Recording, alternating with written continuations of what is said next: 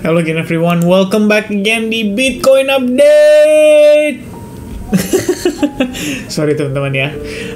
So happy ya, finally kita ngelihat Bitcoin nge-breach di atas level-level key resistance penting yang selama ini nggak berhasil di-break ya. Jadi kita udah pernah mention berkali-kali soal bagaimana level 32.500 adalah menjadi level kunci yang juga mempertahankan pergerakan Bitcoin di sepanjang tahun 2023. But in the end, Oktober, ya kan, kita tahu bulan Oktober secara historical memang menunjukkan seringkali Bitcoin itu closing dalam keadaan bullish.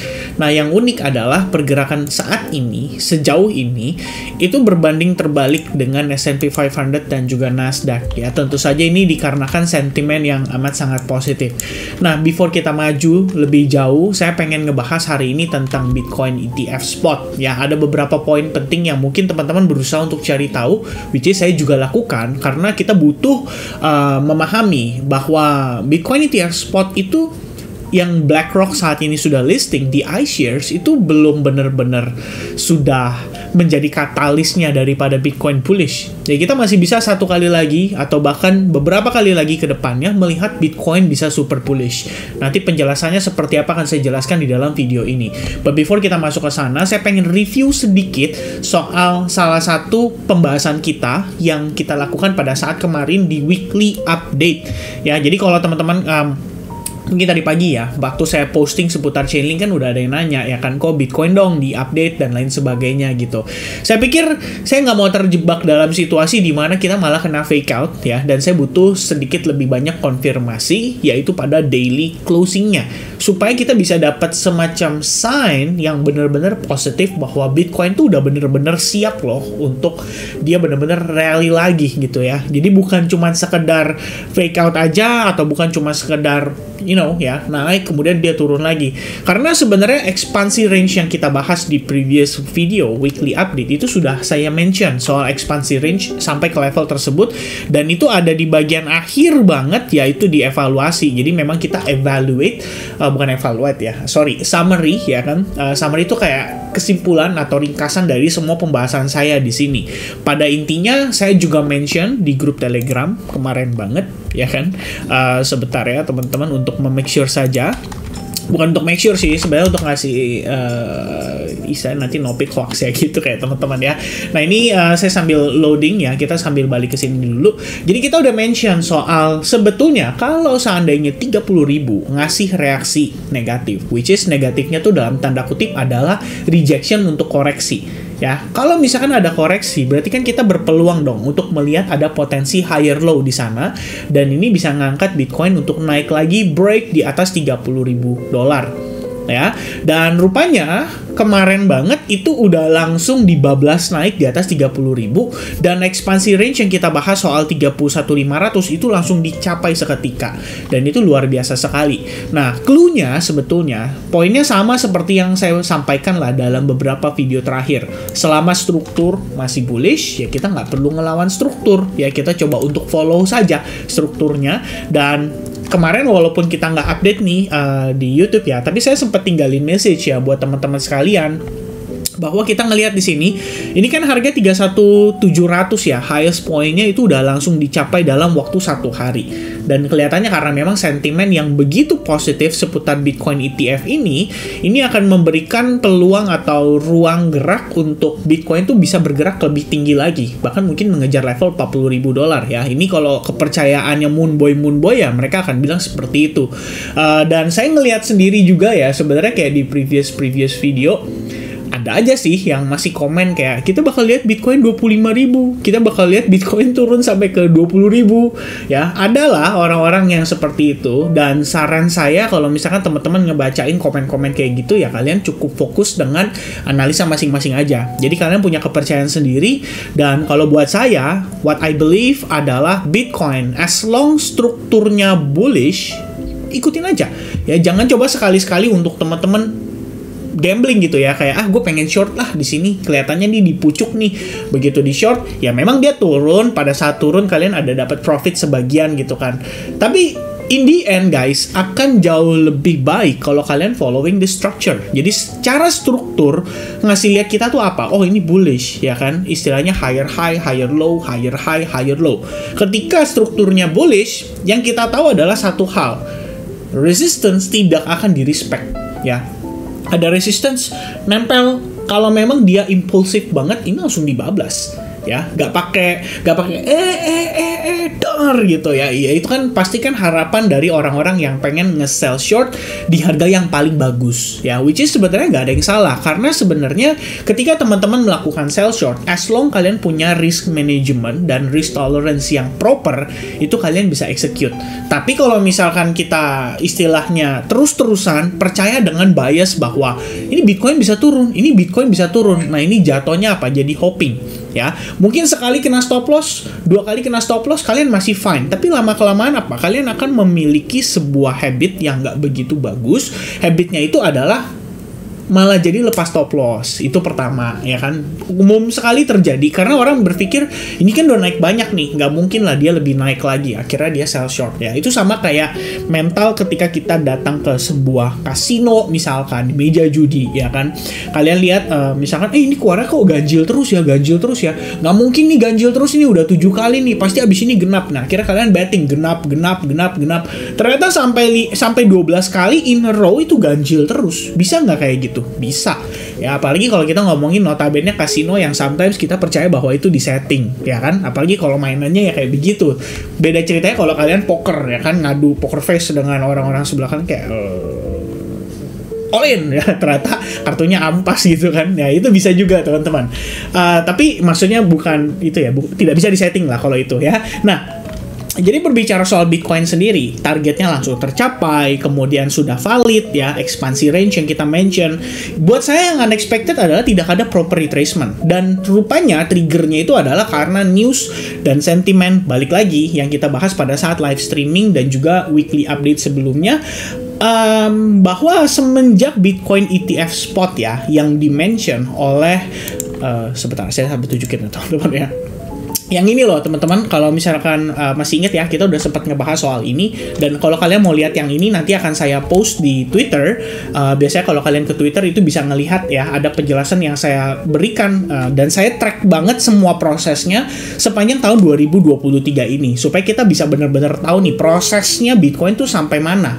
Dan sejauh ini, sentimen-sentimen semenjak kasus ya BlackRock Bitcoin ETF spot request itu istilahnya dikembalikan karena kurangnya dokumen dan lain sebagainya, itu sebenarnya seterusnya kelihatannya seluruh market ya di Bitcoin itu benar-benar fokusnya hanya ke ETF spot saja. Mereka pengen tahu ETF spot akan di-approve nggak nih, ETF spot akan di-approve nggak nih. Dan tampaknya memang kita udah pernah bahas ya, the only narasi yang akan ngebawa Bitcoin next halving itu benar-benar strongly bullish adalah ETF spot ini.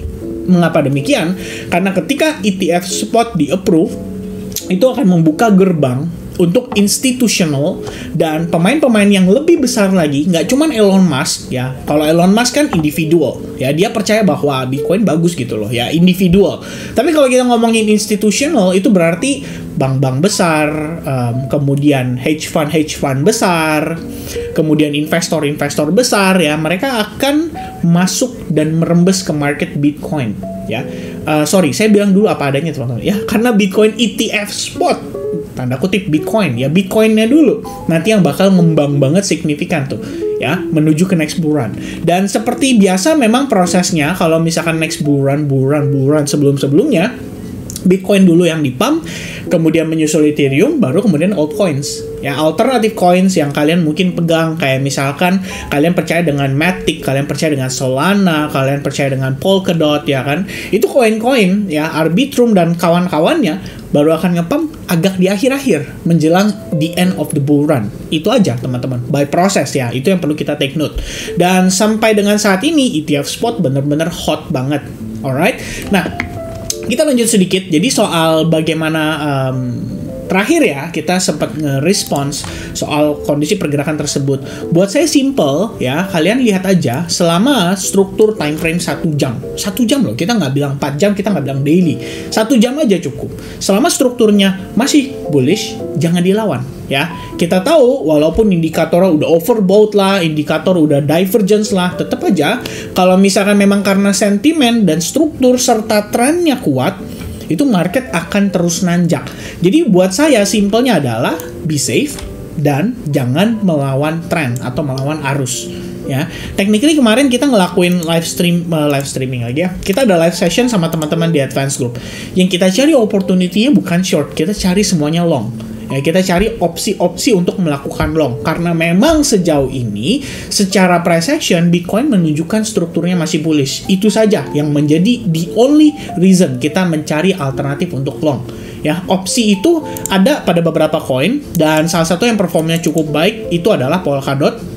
Which is saya juga pengen say thanks buat teman-teman viewers di YouTube yang istilahnya mention soal Polkadot. Karena kalau kalian nggak mention, saya nggak bahas. Dan kalau saya nggak bahas, saya jadi nggak tahu. Oh ternyata Polkadot ngasih opportunity yang sangat-sangat bagus ya. Ketika kita ngelihat kemarin by process, ada kelihatan ya sign of reversal yang benar-benar powerful. Di sini ada V formation and then ada retracement, testing Fibonacci 50%, 61.8%, confluence dengan SNR. Begitu close candle dalam keadaan bullish, engulfing di time frame 4 jam, di situ udah bisa entry ya. Dan ini juga thank you banget nih buat teman-teman yang ada di Discord ya, karena ya teman-teman sekalian semua yang di Discord ini yang justru juga ngasih saya clue ya. Kita sama-sama discuss dan ya mereka menunjukkan bahwa ini loh idenya soal Polkadot, dan saya pun agree gitu ya dengan idea-idea itu. Ketika kita lihat, wah ini bagus ya, maksudnya bisa untuk jadi bahan eksekusi kita, dan in the end Polkadot running so good gitu ya. Baru kemarin banget ya ini kalau Polkadot, dan baru banget kemarin yang kita baru call itu adalah Arbitrum, dan dia nanjaknya signifikan ya. Sebenarnya secara target sih udah nyampe, cuman ya balik lagi ya, kalau kita misalkan dalam keadaan betul, sebisa mungkin maintain ya. Saya di sini juga posisinya masih maintain fully terhadap si Polkadot ya. Polkadot lagi ya. Polkadot ada, kemudian Phantom juga ada, dan saat ini yang benar-benar masih di hold itu ada juga di Arbitrum. Ya mungkin saya coba untuk share idea sedikit teman-teman. Oke. I think you guys can see my screen now. Saya full screen dulu. Right, oke. So, ini Arbitrum ya. Terakhir kita nge-call Arbitrum itu bener-bener bagus banget ya. Salah satu consideration yang menurut saya ini adalah tepat sekali dari segi timing. Ya, kita lihat harga naik, dia retrace, testing Fibonacci 0618, confluence dengan demand zone, ada trend line, ada VWAP yang positif, and then bam, kita execute based on 30 minutes time frame, and then pushnya ya, dalam beberapa waktu kita ngelihat dia konsolidasi sedikit, akhirnya breakout, setelah breakout akhirnya nanjak tadi pagi, dan sekarang udah gokil banget ya. Saya sih udah considering untuk take profit 50%. Kenapa? Karena ini ada trend line yang major banget di time frame daily. Jadi saya pikir ya nggak ada salahnya kalau kita take profit dulu sebagian position daripada si Arbitrum. Ya, lebih kurang seperti itu. Dan mana tadi ya? Mungkin saya ada sempat share screenshots. Oh, belum. Dan Phantom, kemudian Polkadot ya, ini adalah koin-koin yang posisinya kita dalam keadaan long. Ya, ini ada beberapa yang bahkan Bitcoin Cash juga kemarin kita mention ini pada saat lagi live session ya. Langsung nge-react dari level yang kita harapkan, memang bisa kasih reaction yang cukup positif. Dan ya intinya akan lebih gampang kalau teman-teman di sini trading kan long position. Ya, jadi kita daripada cari untuk sell short, much better cari long position ya. Kalau kalian lihat di sini teman-teman kita semua lagi pada nge-long position aja. Alright. Nah, sedikit berlanjut ke posisi daripada pergerakan saat ini. Saya nggak akan ngebahas Arbitrum, kita bakal nge-review soal Bitcoin. Dan yang saya pengen mention ke teman-teman sekali lagi soal Bitcoin, itu saya pengen review sedikit di weekly update kemarin. Kalau kalian ingat, kita sempat lihat ya soal bagaimana pergerakan si market di sini. Kecenderungan itu masih ada satu buah skenario yang saya harapkan bisa terjadi kalau misalkan saya miss ya, dalam tanda kutip. Ini bukanlah part of the ABC major correction, tapi masih melanjutkan penguatannya, yaitu wave count ini. ya. Jadi kalau kemarin itu sedikit teman-teman. Ya, ini adalah wave count-nya ya 1 2 3 4 5. Dan ya tampaknya kita dapat konfirmasi di situ ya. Ini adalah 1 2 kemudian 3 1 2 3 ya 4 ABC kemudian 5 ya, ongoing untuk menutup ya seluruh pergerakan ini dengan totally wave 1.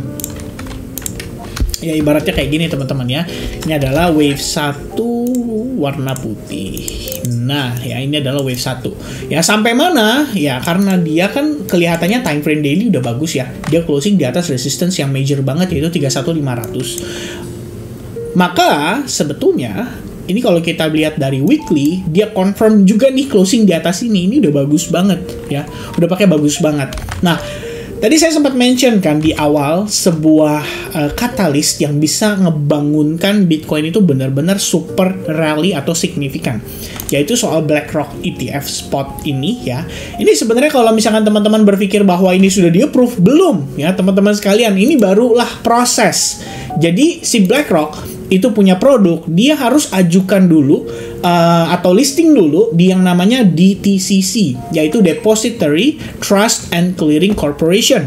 Ya, saya tadi ngelakuin research seputar Depository Trust and Clearing Corporation ini. Kalau di Indonesia itu sama dengan mungkin clearing berjangka Indonesia. Jadi dia kayak semacam sebuah badan pengawas yang bisa dibilang memperhatikan lah ya resiko-resiko daripada transaksi yang ada pada koin-koin ETF spot itu ya, koin-koin ETF spot ya, berarti Bitcoin ETF spot itu nantinya.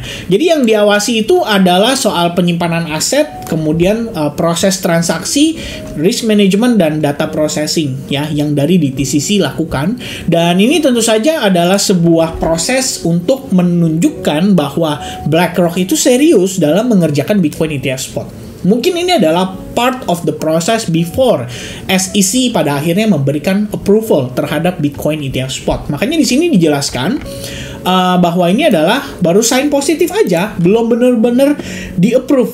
Nah, teman-teman bayangin ya, ini baru tanda positif dan listing di DTCC. Gimana kalau benar-benar di-approve? Ini adalah kabar yang luar biasa baik buat Bitcoin. Karena sekali lagi, institutional itu akan masuk ke dalam market ya, dan bisa ngangkat harga Bitcoin untuk nanjak jauh lebih signifikan lagi setelahnya ya. Jadi memang secara proses itu adalah satu buah momen penting buat Bitcoin nantinya benar-benar rally ya. Dan tambahannya adalah kalau nanti BlackRock Bitcoin ETF spot sudah di-approve, ada satu momen lagi yang bakal ngebangkitin rally untuk lebih signifikan lagi, yaitu mulai ya di-approve satu persatu dari institusi-institusi lain yang menawarkan produk Bitcoin ETF spot. Salah satunya adalah ARK Investment, Fidelity, dan juga Valkyrie. Nah, tentu saja teman-teman itu dengan catatan kalau memang BTC ETF spot di approve ya. Cuma kan permasalahannya sampai saat ini bola apinya nih ada di SEC ya kan. Kita perlu tahu nih SEC nih bakal approve nggak nih. Kalau memang sudah di approve, oke lah, udah kita tinggal tunggu masalah tinggal masalah waktu aja ya, tinggal menunggu saja sampai akhirnya ya udah siap lah untuk bener-bener rally gitu. Dan saya pikir kalau misalkan ini good news dikeluarkan ya, karena kita tahu ya, maksudnya BlackRock itu juga harus mempersiapkan aset Bitcoin dong sebelum dia benar-benar menawarkan Bitcoin ETF spot di publik. Maka kita harus waspada terhadap kemungkinan ya, karena ini adalah wave 1 ya, in the end kita tahu bahwa pergerakan ini bisa saja baru the end of the first impulsive wave before we see another retracement. Maka retracement yang nantinya terjadi itu bisa saja disebabkan oleh BlackRock yang taking profit dulu ya, supaya dia bisa serok dengan harga lebih murah ya. Itu baru assumption ya, saya nggak bilang ini akan terjadi, tapi minimal kita ada antisipasi dan minimal kita ada aware atau kita waspada dengan kondisi itu, sehingga kita bisa sedikit lebih berhati-hati ya sebelum memutuskan bahwa ini saatnya untuk kita all in gitu ya. Jangan sampai all in dulu dan kita nggak perlu lah istilahnya gadaikan surat tanah ataupun BPKB mobil ya saat ini. Jangan dulu, sabar dulu, karena in the end untuk kita benar-benar melihat dia rally pun pasti akan ada satu momen apalagi menjelang halving ya, itu bisa aja ada satu momen crash satu kali lagi atau mungkin dump dari market satu kali lagi ya. Tujuannya apa? Ya tujuannya adalah untuk institusional itu bisa beli dengan harga murah ya, karena dengan begitu akan jauh lebih menarik buat mereka juga ya. But for now kita hanya antisipasi ya. Secara struktur balik lagi, as long bullish structure remains intact, kita follow aja struktur itu ya. Jadi kita tetap ikutin pergerakannya as long dia masih bullish. Nah, sekarang secara price action, time frame besar ya seperti daily. Ekspektasi kemarin kalau misalnya ada rejection dari 31500 ya harusnya di respect ya resistance-nya, karena ini previous high dan the only high level pada tahun 2023 yang menyebabkan Bitcoin akhirnya mengalami penurunan yang lumayan agresif ya, sampai up to 100%. But this time menariknya setelah dia turun kayak begini pun rupanya ya buyers malah jadi lebih agresif. Saya lihat ada banyak banget lah istilahnya potensi-potensi pola yang menunjukkan bahwa wah ini kayaknya rising wedge ya kan.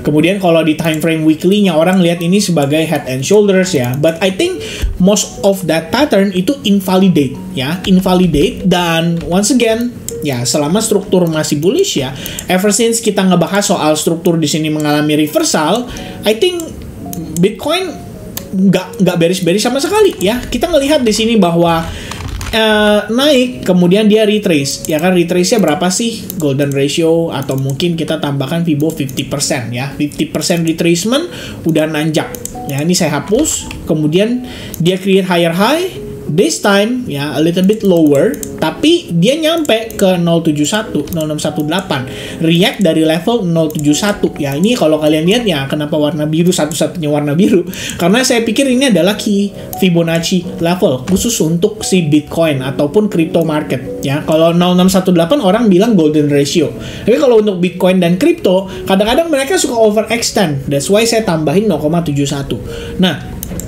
after kita lihat reaction yang positif, dia retest di previous istilahnya previous high, support resistance ya, resistance become support, confirm bahwa di situ ketahan, kemudian dia nanjak lagi. Nah, ini yang sebenarnya terjadi pada sekitaran hari Rabu Kamis kemarin ya, dan menjelang akhir pekan tiba-tiba dia nanjak rally ngejar ke $30.000, dan semenjak itu ya udah struktur bullish dan bullish ya. Kemarin itu kita sempat aware bahwa ada possibility si harga itu mengalami once again rising wedge ya kan.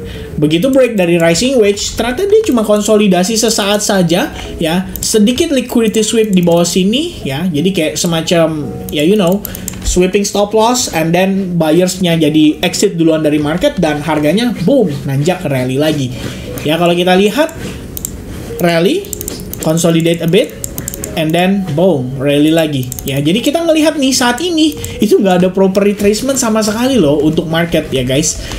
Cuman ada sedikit create base, kemudian kayak sedikit falling wedge, dan sekarang harga rally lagi. Woi. Maafkan ya teman-teman ya, biasa ya. Ada yang caper. Nah, kita lihat lagi Bitcoin di time frame 4 jam. Ini ada semacam spike ya, membentuk kayak semacam doji. Pertanyaannya adalah, balik lagi, ini adalah saatnya untuk sell short atau bukan? Karena kebanyakan kan begitu ya, kalau udah nanjak banget tinggi, dia akan cari opportunity untuk sell short. Kenapa? Karena pertimbangannya adalah kita belum melihat adanya retracement ya. Nah, sebenarnya kalau misalkan teman-teman, ya ini sedikit advice lah ya. Kalian punya planning nih, pengen ngelakuin sell short ya, dari kondisi market yang begitu bullish, maka minimal kalian butuh 15 menit. Itu udah paling minimal banget ya. Dalam arti kalian lihat 15 menit itu punya pola apa ya, ada kondisi seperti apa. Apakah di sini bisa memberikan opportunity untuk teman-teman melihat bahwa in the end Bitcoin itu bisa benar-benar balik ya dan mengalami koreksi. Nah, kondisinya seperti apa? Kalau kita ngelihat 15 menit saja, ini mungkin masih membentuk sekedar descending channel, which is part of the correction, dan in the end, dia bisa nanjak lagi, teman-teman. Ya, dia bisa rally lagi, naik lagi, dan create higher high. Nah, kalau seandainya higher high ini terbentuk, dan kali ini mungkin diiringi dengan yang namanya divergence ya, pada indikator. Lalu setelah dia create higher high, ternyata sebatas level yang sama atau high point yang sedikit lebih tinggi, abis itu dia tiba-tiba bablas turun kayak gini. Nah, any retracement inilah yang akan menjadi opportunity kalian untuk sell short. Ya, saya pikir ini akan jauh lebih baik dibandingkan sekarang kita mencoba untuk menebak-nebak. Ini topnya nih kayaknya. Begitu di sell short, turun dikit, dia naiknya lebih kencang. Ya, begitu di sell short, dia turun dikit, naiknya lebih kencang lagi. Ya, itu sering kali terjadi pada saat market kondisi seperti ini. Dan seperti yang saya sebelumnya sempat mention ya, janganlah teman-teman kayak di XAU, ya kan? XAU posisi lagi perang, lagi pecah gitu kan. Sentimen lagi panas-panasnya, terus kalian berpikir ini naik terus nih, pasti akan ada satu titik dia turun. Jadi apa? Kalian tebak-tebakan, short di sini ternyata naik lagi, short di sini ternyata masih naik lagi dan kena stop loss gitu ya. Belum lagi orang-orang yang sell shortnya dari bawah, ya kan? Ini kan saya mention udah di atas, mungkin batas risk tolerance saya tuh udah tinggal sedikit. Tapi kalau misalnya kalian sell short di sini, sell short di sini, sell short di sini, udah roto duluan pak, ya. Profitnya nggak seberapa, tapi begitu harganya nanjak, akhirnya apa? Kalian malah jadi lebih kecenderungan either itu hit stop loss, atau mungkin stop loss di break even. Buat yang biasanya bisa konsisten ya, disiplin, maintain stop loss dalam keadaan break even. Dan atau paling worst case skenario-nya adalah ada orang-orang yang sell short tidak pakai stop loss. Itu yang biasanya jadi korban likuidasi. Oke? Nah, untuk progres pergerakan Bitcoin saat ini, intinya dari saya seperti itu. Kita ngelihat ada banyak sekali fair value gap yang tertinggal di bawah, ya. Ada banyak space sekali sebenarnya untuk market bisa mengalami koreksi. But for now, saya belum ngelihat adanya sign untuk dia mengalami koreksi. Minimal, kita perlu ngelihat harga itu break deh dari EMA 21 ya, itu kalau time frame 1 jam, dan kalau 15 menit udah paling minimalnya banget dia harus break dari struktur yang saat ini ada, yaitu struktur bullish ya. Kita bisa lihat di sini, ini adalah higher low, ini adalah higher high, ini adalah higher low, ini adalah higher high. Kalau dia nggak balik turun di sini, maka belum valid untuk dikatakan dia siap untuk bearish kembali. Oke, so that's gonna be it for now ya. Sedikit tambahan mungkin. Ini asumsi ya teman-teman ya. Bagaimana jika ini kan adalah ABC ya. For example, this one is A, B, dan ternyata ini adalah C wave-nya. Ya, ini bahkan bisa dihitung secara detail kalau teman-teman lihat ya. Mungkin dari sini aja ya teman-teman. Wave 1, 2 ya, kemudian 3, 4, dan terakhir 5 ya. Ini saya akan ubah jadi warna hitam lagi ya. More or less-nya kayak gini gambarannya. Ini adalah finishing of wave 5. Kemudian di sini 1 ya, ABC, probably this is 2, dan probably saat ini adalah 3-nya kita. Kalau memang nanti retrace 4 untuk 5 ya, baru kemudian ini adalah finishing dari totally wave 5 ya, pada time frame weekly yang tadi kita sempat mention. Jadi saya ubah ini jadi warna hitam lagi kayak begini. Kemudian di sini adalah wave 1 dan finishing untuk wave 5 ya. Baru kemudian kita ngomongin mungkin ya ada major correction ya. Saya nggak tahu major correctionnya nanti triggernya apa, tapi kita lihat dulu lah ya. Saat ini saya nggak mau terlalu banyak prediksi masa depan karena saya tidak punya bola kristal untuk melihat masa depan, tapi lebih kepada react the market aja. As long dia struktur masih bullish, ya udah kita tinggal follow up aja. Oke, teman-teman sekalian. So I think it's gonna be di update for Bitcoin. Mudah-mudahan informasi ini bisa lengkap banget karena 27 menit saya bahas secara detail ya. Proses by proses, paling penting, paling utamanya adalah kalian perlu tahu bahwa ketika kita dalam keadaan trend bullish ya, tinggal follow up aja, jangan coba untuk nangkap di atas gitu ya. Sama aja kayak harga turun, kalian coba untuk ini nih bottomnya, ini nih bottomnya, ini nih bottomnya, semakin turun semakin roto kalian ya. Itu adalah resiko yang kita harus hindari sebagai seorang trader karena kita tidak punya kapasitas untuk mengubah trend secara major atau masif. Oke, so God bless buat teman-teman semua. Kalau kalian nonton sampai finish, please say finish di kolom komen ya. Ini sedikit banget pasti karena nontonnya sampai 28 menit dan ini lama sekali ya. Dan thank you once again buat teman-teman sekalian yang udah nonton YouTube channel ini dan juga udah subscribe YouTube channel ini. Mudah-mudahan informasi yang saya berikan selama ini bisa memberikan update yang terbaik buat teman-teman, dan juga sedikit tambahan ya di akhir, karena kemarin ada yang nanya dan saya baru aware ternyata link yang saya cantumkan itu adalah salah satu link yang kita pakai pada saat waktu lalu SAG itu lagi anniversary. Dan kalau teman-teman sekarang cek link yang ada di deskripsi buat gabung di advance group periode bulan November, itu nanti keluarnya akan seperti ini. Dan kalau kalian bingung, kalian tinggal klik di bagian atas, itu ada yang namanya app tutorial.